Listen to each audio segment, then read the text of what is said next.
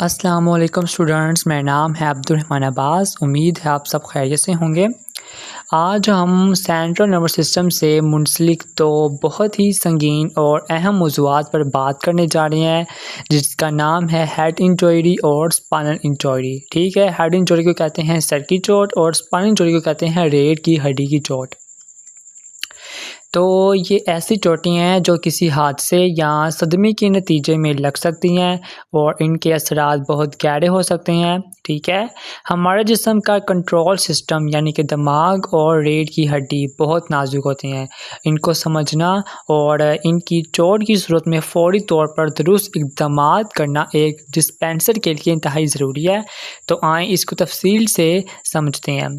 तो lecture start करने से पहले जामिया सईदा खातून जन्नत के यूट्यूब चैनल को सब्सक्राइब कर दें, इस वीडियो को लाइक कर दें और अपने फ्रेंड्स के साथ, अपने दोस्तों के साथ, क्लास फेलोज़ के साथ शेयर कर दें।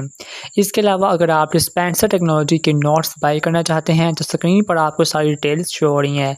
नंबर पर कॉन्टैक्ट करें, व्हाट्सएप करें हमें, और घर बैठे ही आप PDF भी ले सकते हैं। और अगर आप हार्ड कॉपीज़ बुक की फॉर्म में लेना चाहते हैं तो भी आपको रिजनेबल प्राइस में मिल जाएगी। ठीक है, तो लेक्चर को स्टार्ट करते हैं। सबसे पहले ये जानना ज़रूरी है कि हेड इंजरी किसे कहते हैं। बहुत आसान अल्फाज में आपको बताऊंगा। सर की चोट का मतलब है खोपड़ी। ठीक है, यहाँ दिमाग पर किसी भी किस्म का ज़ख़म या सदमा लगना। आप अपने दिमाग को एक सुपर कंप्यूटर समझें। ठीक है, आपको इमेजिनेशन करना होगा ताकि आप समझ सकें, जो एक बहुत मज़बूत हड्डी के खोल यानी कि खोपड़ी के अंदर महफूज है। जब किसी हादसे की वजह से इस स्कल पर, इस खोल पर शदीद ज़रब लगती है तो अंदर मौजूद नाजुक कंप्यूटर यानी दिमाग को भी नुकसान पहुंच सकता है। ये चोट हल्की सी खराश से लेकर दिमाग को शदीद नुकसान पहुंचाने तक कुछ भी हो सकती है। ठीक है, आपकी बुक में इसकी डेफिनेशन लिखी हुई है। Head injuries involve trauma to the skull और brain and can range from mild conscious to severe traumatic brain injuries. यानी किताब के मुताबिक सर की चोटों में खोपड़ी या दिमाग पर लगने वाला सदमा शामिल है। इसकी शिद्दत मुख्तलिफ हो सकती है। ये हल्की सी हालत से लेकर शदीद दिमागी चोट तक हो सकती है। ठीक है, आगे उन्होंने स्पाइनल कॉर्ड यानी कि रीढ़ की हड्डी की भी तारीफ लिख दी है, जिसकी एक्सप्लेनेशन हम आगे पढ़ेंगे। Spinal injuries involve trauma to the spinal cord leading to varying degrees of neurological impairment. इसका मतलब रीढ़ की हड्डी को पहुंचने वाला सदमा है, स्पाइनल कॉर्ड को पहुंचने वाला सदमा है ये, जिससे एसाबी निज़ाम में मुख्तलिफ दर्जे की खराबी पैदा हो सकती है। आगे लिखा हुआ है, head injuries and spinal injuries are serious conditions that can result from trauma or accidents. Both types of injuries require prompt medical attention and appropriate management to minimize complications and prompt recovery. ये एक बहुत अहम नुक्ता है। किताब वाज़िया कर रही है कि सर और रीढ़ की हड्डी की चोटें संगीन हालतें हैं। ठीक है, ये जो हादसा की वजह से होती हैं, इन दोनों किस्म की चोटों में फ़ौरी तिब्बी इमदाद की ज़रूरत होती है ताकि कॉम्प्लिकेशंस को कम किया जा सके। फ़ौरी तौर पर आपको मेडिकल स्टाफ की, मेडिकल हेल्पर की ज़रूरत होती है ताकि आप सेहतयाबी के अमल को बेहतर बनाया जा सके। ठीक हो गया। अब सवाल ये पैदा होता है कि सर की चोट लगने की आम वजूहात क्या हैं, इसके कॉजेज़ क्या हैं। तो हेड इंजरीज के कॉजेज़ क्या हैं? तो हेड इंजरीज के causes trauma, falls, car accidents, sports injuries or other accidents can cause head injuries. Assaults, physical assaults can result in head trauma. किताब के मुताबिक इसकी दो बड़ी वजह हैं। ट्रॉमा, जैसे कि ऊंचाई से गिरना, सदमा लगना, गाड़ियों के हादसात, खेलों के दौरान लगने वाली चोटें या दीगर किसी भी किस्म के हादसात। और हमले लिखा हुआ है, यानी किसी लड़ाई झगड़े में सर पर चोट लगना। ठीक है, अब सर की चोटें मुख्तलिफ किस्म की हो सकती हैं। इनकी भी किस्म को समझते हैं। Type of head injuries, concussion, a mild traumatic brain injury that may result in temporary loss of consciousness, confusion and memory loss. Concussion दिमाग की सबसे हल्की किस्म की चोट है। इसमें दिमाग पर लगने वाली ज़रब से दिमागी अफ़ाल यानी कि ब्रेन फंक्शंस आर्जी तौर पर मुतासर होते हैं। मरीज़ कुछ देर के लिए बेहोश हो सकता है, इसे कुछ याद नहीं रहता और वो उलझन का शिकार हो सकता है। अगली जो कंडीशन है वो है कॉन्टेशन, ठीक है। इसका मतलब ये है कि दिमागी टिश्यू पर नील पड़ जाता, ठीक है, नील पड़ जाना, बिल्कुल वैसे ही जैसे जिल्द पर चोट लगने से नील पड़ जाता है। तो ये फर्स्ट टाइप से ज़्यादा शदीद है। इसके बाद है skull fracture, breakage of skull bone. इसका मतलब है कि खोपड़ी की हड्डी का टूट जाना। ये चोट दिमाग को बराह रास्त नुकसान पहुंचा सकती है। आगे लिखा हुआ है intracranial haemorrhage, bleeding with the skull which में इंक्लूड एपिड्यूरल, सबड्यूरल और इंट्रासेरेब्रल हेमोरेज। ये एक बहुत ही ख़तरनाक किस्म है जिसमें खोपड़ी के अंदर खून बहने लगता है। चूँकि खोपड़ी एक बंद डब्बे की तरह है, इसलिए खून जमा होने से दिमाग पर दबाव बढ़ता है जो जानलेवा साबित हो सकता है। अब हम सर की चोट की अलामात पर बात करेंगे, सिम्पटम्स पढ़ेंगे हम, ठीक है। तो इसमें क्या होता है, हेडेक हो सकता है, परसिस्टेंट और सीवियर हेडेक, शदीद या मुसलसल सर दर्द रहना एक आम अलामत है इसकी। Nausea, vomiting specially if accompanied by other symptoms, ठीक है, यानी कि मतली और कै आना, ख़ास तौर पर अगर दीगर अलामात भी मौजूद हैं। डिज़ीनेस और loss of balance, difficulty walking, चक्कर आना या तवाज़ुन बरकरार ना रख पाना, जिसकी वजह से चलने में मुश्किल पेश आ सकती है।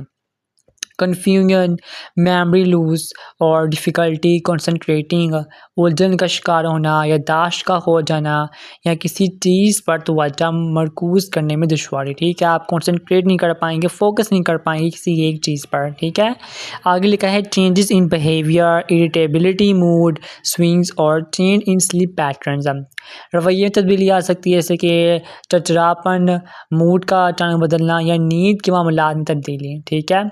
अब इसका डायग्नोसिस कैसे करेंगे, तो डॉक्टर इसके डायग्नोसिस में सबसे पहले फिजिकल एग्जामिनेशन करते हैं मेडिकल हिस्ट्री के बाद, ठीक है, इंक्लूडिंग न्यूरोलॉजिकल असेसमेंट। डॉक्टर सबसे पहले जिस्मानी मुआयना करते हैं जिसमें असाबी निज़ाम का तफसीली जायज़ा शामिल होता है, जिसको हम न्यूरोलॉजिकल असेसमेंट कहते हैं।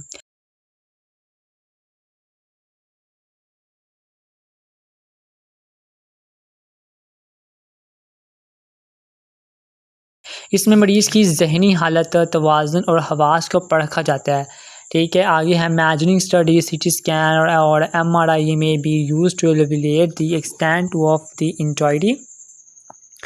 चोट की शिद्दत और जगह का तयन करने के लिए इमेजिंग टेस्ट जैसे कि सीटी स्कैन और एमआरआई का इस्तेमाल किया जाता है।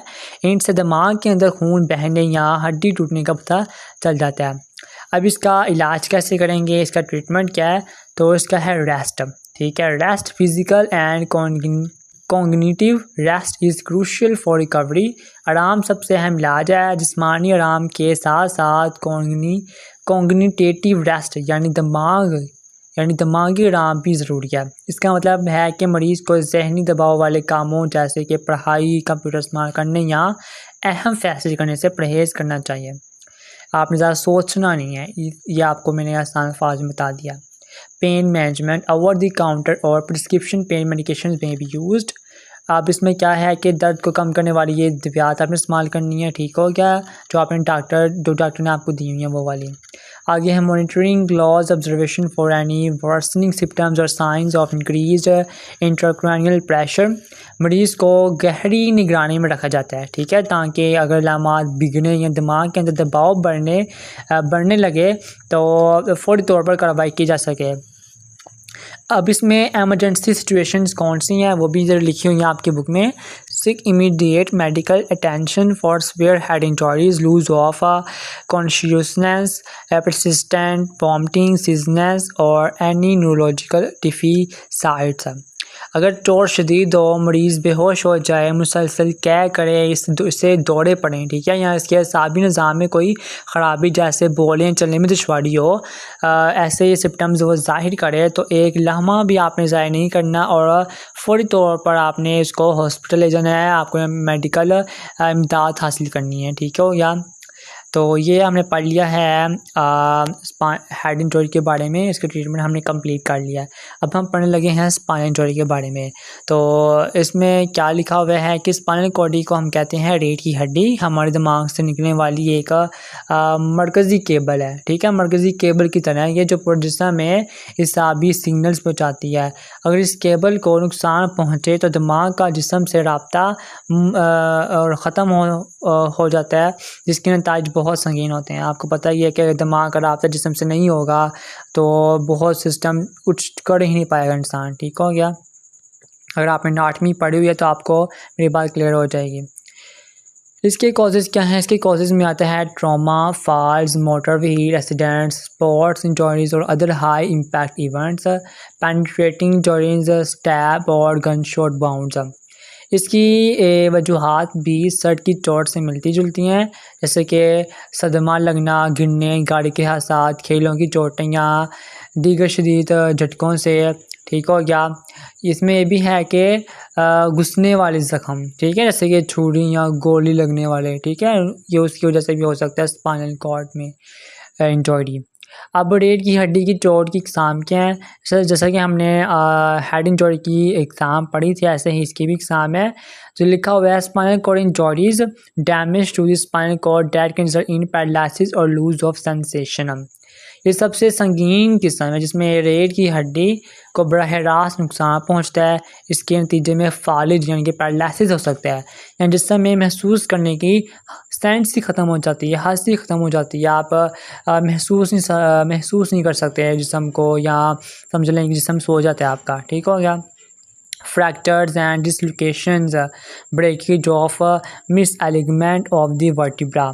इसमें रीढ़ की हड्डी के मोहरे यानी वर्टिब्रा टूट जाते हैं या अपनी जगह से हिल जाते हैं। Compression of the spinal cord due to herniated discs और अदर फैक्टर्स।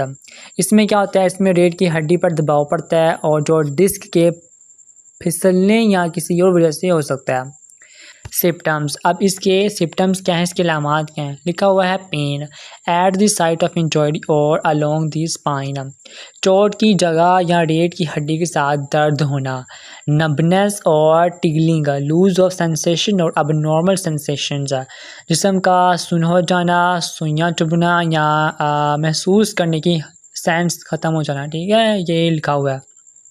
आगे है वीकनेस और paralysis, loss of motor functions, पट्ठों की कमज़ोरी या फालिज जिसकी वजह से जिस्म को हरकत देना नामुमकिन हो जाता है, ठीक है। आगे है लूज ऑफ ब्लैडर और ball control in severe cases. अगर शदीद चोटों में क्या होता है, शदीद जब चोटें लगी हों तो उसमें मसाने या आंतों पर कंट्रोल ख़त्म हो जाता है, ठीक हो गया। अब इसको हमने डायग्नोस कैसे करना है, तशख़ीस कैसे करते हैं डॉक्टर? तो इसका क्या होगा, इसमें भी मेडिकल हिस्ट्री होगी, फिजिकल एग्जामिनेशन होगा, including assessment of neurological functions, imaging studies, x-ray, CT scan और MRI to visualise the spine, identify fractures और अदर एबनॉर्मेलिटीज़। तशख़ीस के लिए जिस्मानी मुआयना किया जाता है जिसमें असाबिया फ़ाल का जायज़ा लिया जाता है। इसके अलावा एक्सरे, सीटी स्कैन, एमआरआई के ज़रिए रीढ़ की हड्डी की साख्त यानी कि उसके स्ट्रक्चर को देखा जाता है ताकि किसी भी फ्रैक्चर या ख़राबी का पता लगाया जा सके। अब फाइनली इसका ट्रीटमेंट आ गया है। इसके ट्रीटमेंट में क्या होगा, एमोबाइलाइजेशन होगा, stabilization of the spine to prevent further injuries during transportation using a back board और नेक कॉलर। सबसे पहला और अहम कदम मरीज़ को हरकत देने से रोकना है ताकि मज़ीद नुकसान ना हो, ठीक हो गया। इसके लिए मरीज़ को सख्त तख्ते, बैक बोर्ड या गर्दन की कॉलर, नेक कॉलर के ज़रिए बिल्कुल सीधा रखा जाता है। ये मैंने आपको तर्जुमा करके बताती है ताकि आपको क्लियर हो जाए, आपको समझने में आसानी हो। Surgery, in some cases surgical intervention may be needed to stabilize the spine और डिकम्प्रेस द स्पाइनल कॉर्ड। कुछ सूरतों में रीढ़ की हड्डी को मुस्तहकम करने या इस पर से दबाव हटाने के लिए सर्जरी की ज़रूरत पड़ सकती है, सर्जरी करनी पड़ जाती है किसी केसेस में। Rehabilitation, physical therapy and rehabilitation to regain function and independence. इलाज का एक तवील और अहम हिस्सा ये भी होता है कि रिहैबिलिटेशन, ठीक है, यानी कि बहाली करना, आपने बहाल करना उसके सेहत को। इसमें फ़िज़ियोथेरेपी और दीगर मशकों के ज़रिए मरीज़ को दोबारा अपने पैरों पर खड़ा करने की कोशिश की जाती है। ठीक हो गया। यहाँ भी हम जैसी सिचुएशंस हैं जैसे कि हमने पहले जो मैंने आपको पहले बताया, उम्मीद है आपको समझ आई होगी। तो ये था आज का हमारा लेक्चर, जिसमें मैंने आपको हेड इंजरी और स्पाइन इंजरी के बारे में बताया। इसमें मैंने आपको डेफिनेशंस बताई और ये क्या होती हैं चीज़ें, इनका क्या-क्या हमने करना होता है। ठीक हो गया। फिर भी अगर आपको कोई सवाल हुआ, कोई बात आपको समझ में ना आई, तो आपने ज़रूर मेरे से कमेंट सेक्शन में पूछना है, या आप मुझे व्हाट्सएप कर सकते हैं, फेसबुक पर मैसेज कर सकते हैं या इंस्टाग्राम कर सकते हैं। ठीक हो गया। आप कमेंट सेक्शन में पूछ सकते हैं। तो इसके अलावा डिस्पेंसर टेक्निक के नोट्स मैंने बना दिए हैं जो कि बहुत ही आला मयार के हैं, आपको याद करने में, पढ़ने में आसानी होगी, तो आपने वो ज़रूर बाय करने हैं। नंबर आपको स्क्रीन पर शो हो रहा होगा। तो मिलते हैं आप अगले नेक्स्ट लेक्चर में, जो कि हमारा नेक्स्ट सिस्टम शुरू हो रहा है। तो हम पढ़ेंगे अगले नेक्स्ट लेक्चर में। तो मेरे चैनल को सब्सक्राइब करें, लाइक करें और मुझे इजाज़त दीजिए। अपने दवाओं में मुझे याद रखिएगा। अल्लाह हाफ़िज़।